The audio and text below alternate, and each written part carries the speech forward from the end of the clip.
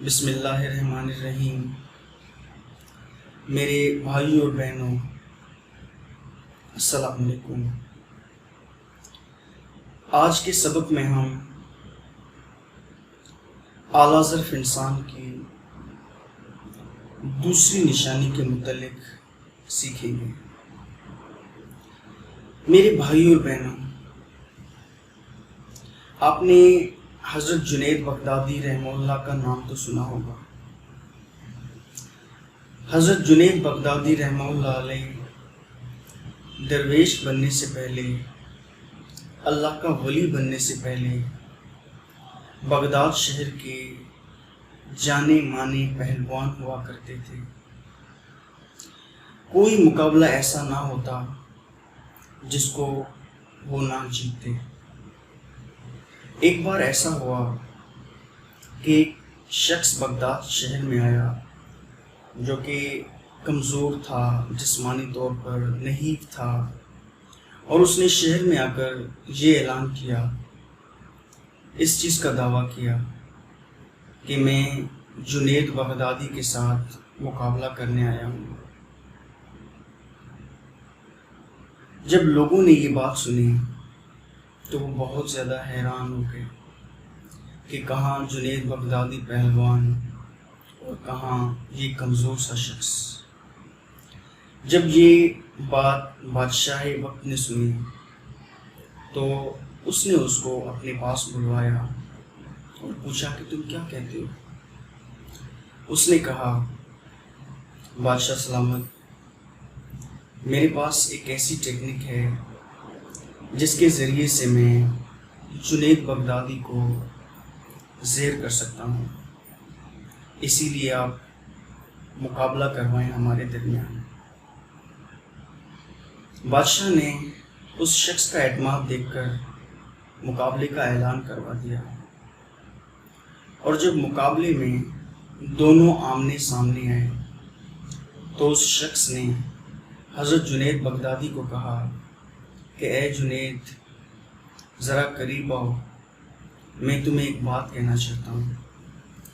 جب حضرت جنید بغدادی نے اپنا سر اس کے قریب کیا تو اس نے کہا، میں کوئی پہلوان نہیں ہوں، میرے پاس کوئی ٹیکنیک نہیں ہے، حقیقت میں ایک سید زادہ ہوں، کئی دنوں سے گھر میں فاقے چل رہے ہیں، اس امید کے ساتھ آپ کے ساتھ مقابلہ کرنے کے لیے آیا ہوں تاکہ آپ میرا مان رکھتے ہوئے گر جائیں گے، مقابلے میں شکست قبول کر لیں گے اور مجھے جیتنے دیں گے۔ اس جیت کی وجہ سے کچھ پیسے مل جائیں گے اور کچھ پیسوں سے کافی دن ہمارا گزارا ہو جائے گا، اور پھر اس کے بدلے اللہ پاک تمہیں اجر عطا فرمائے گا۔ جب حضرت جنید بغدادی نے اس کی یہ بات سنی تو جب مقابلہ شروع ہوا تو اس شخص کی درخواست کا مان رکھتے ہوئے مقابلے میں گر گئے، شکست تسلیم کی، اور ایک بار جب وہ گرے تو وہ اٹھ نہ پائے۔ اس نے اس شخص کو جتوا دیا تھا اور خود ہار مان لی تھی۔ میرے بھائیوں اور بہنوں، یہی دوسری نشانی ہے اعلیٰ ظرف انسان کی کہ وہ دوسرے کی خاطر ہار ماننے کے لیے تیار ہو جاتا ہے، دوسرے کو جتوانے کی خاطر خود شکست کو گلے لگا دیتا ہے۔ اس نے یہ نہیں کہا کہ بھئی میرا نام ہے، میری شہرت ہے، میں کس طرح سے تم سے شکست کھا سکتا ہوں۔ نہیں، اس نے اس کا مان رکھا۔ میرے بھائی اور بہنوں، اشفاق احمد نے اسی طرز کی ایک اور سٹوری اپنی کتاب میں لکھی ہے۔ وہ لکھتے ہیں کہ ایک ٹینس پلیئر تھی جو کہ بہت بڑی سینئر تھی۔ اس کے مقابلے میں ایک بار جونیئر ٹینس پلیئر آئی۔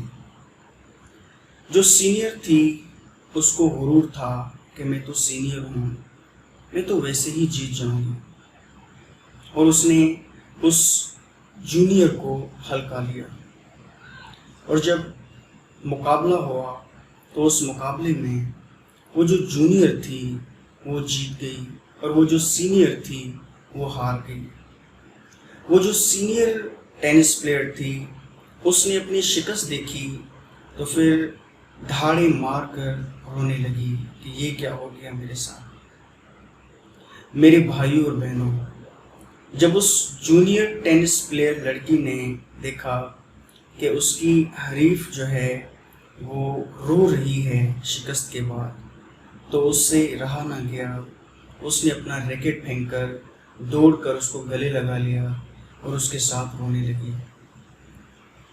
मेरे भाइयों और बहनों, ये वक्त उस जूनियर टेनिस प्लेयर लड़की जो थी, ये वक्त उसकी रोने का तो नहीं था, ये वक्त तो उसके जश्न मनाने का था। उसने जीता था मैच, लेकिन उसने अपनी जीत की खुशी मनाने के बजाय सामने वाले हार के गम में शरीक होकर उसका साथ दिया।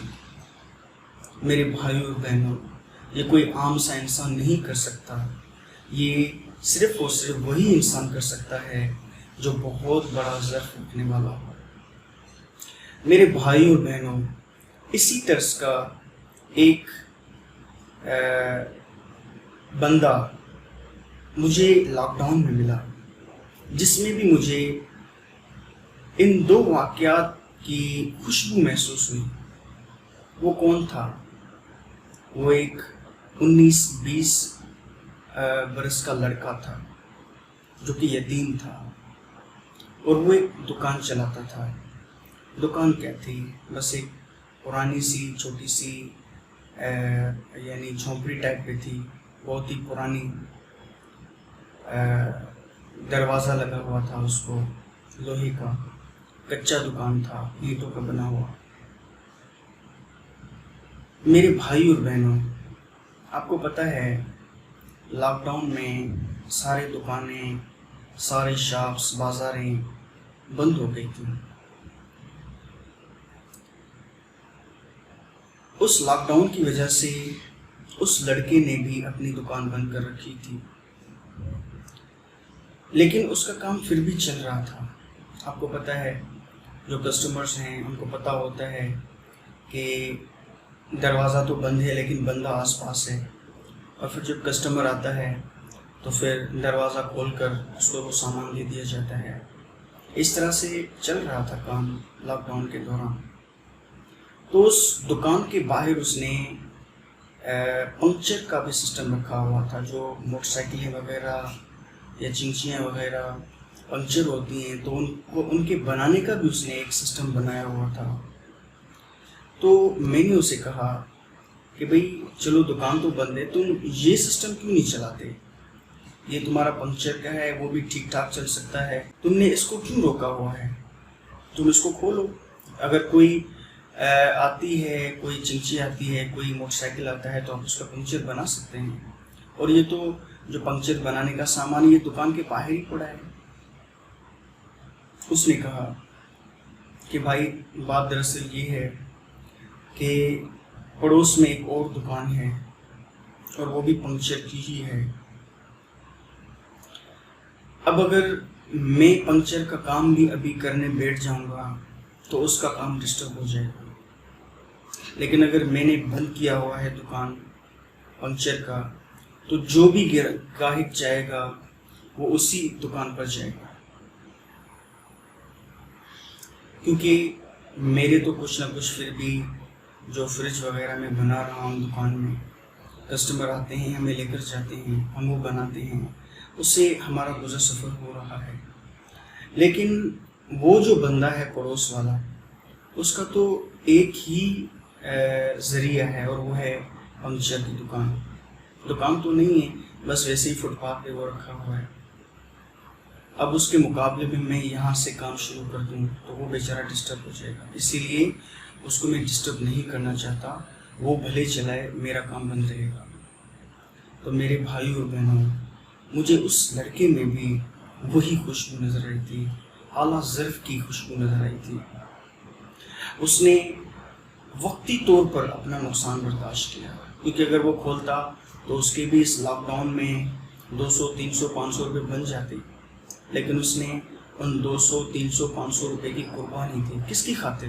اپنے پڑوسی دکان والے کی خاطر، تاکہ وہ بھی اس کے پاس جائیں اور اس کے گھر کا چولہا جو ہے وہ جلتا رہے۔ میرے بھائیوں اور بہنوں، اللہ پاک سے دعا ہے کہ اللہ پاک ہمارے اندر بھی اس طرح کے اعلیٰ ظرفی پیدا کرے، تاکہ ہم بھی اگر موقع ملے تو اپنے سامنے والے انسان کو پلس کر کے ہم خود اس کے سامنے مائنس ہو جائیں۔ آمین ثم آمین۔